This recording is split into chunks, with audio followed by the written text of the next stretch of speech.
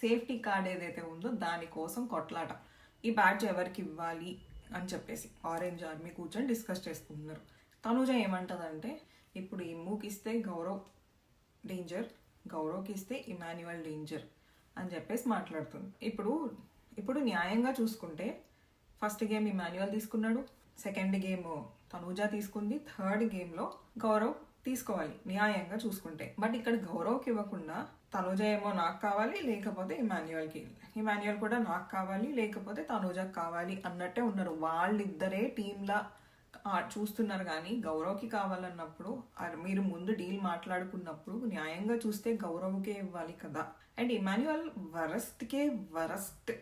ఆయన్ని చూస్తే నాకు ఈరోజు ఉన్న ఇంప్రెషన్ మొత్తం పోయింది.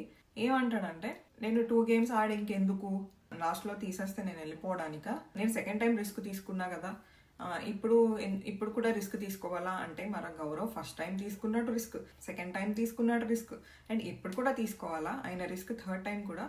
అంటే మీరిద్దరు ఆడిందే గేమా, ఆయన ఆడింది ఏం లేదా? గౌరవ్ బాగానే ఆయన స్టాండ్ తీసుకొని మాట్లాడిన తర్వాత ఇంకా ఇమాన్యువల్ చిరాకు పడి తీసుకో అని చెప్పేసి ఇమాన్యువల్ ఇచ్చేసిండు.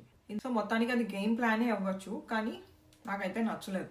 నెక్స్ట్ డే ఏమైందంటే, ఇమాన్యువల్ తనూజ ఇద్దరు మాట్లాడుకొని మంచిగా అందరినీ మ్యానిపులేట్ చేశారబ్బా. గౌరవ్ని తీసేయాలి అన్నట్టు అందరినీ మ్యానిపులేట్ చేసి గౌరవ్కి ఎక్కువ ఓట్లు వచ్చేలాగా ప్లాన్ చేశారు. గౌరవ్ని గేమ్లో నుంచి లేపేశారు. నాకు ఆ అబ్బాయిని చూస్తే చాలా పాపం అనిపించిందబ్బా. తెలుగు రాకపోయినా హీఈస్ టేకింగ్ హిస్ స్టాండ్, గట్టిగా ఆడుతున్నాడు, ఫిజికల్ టాస్క్లు ఆడతాడు.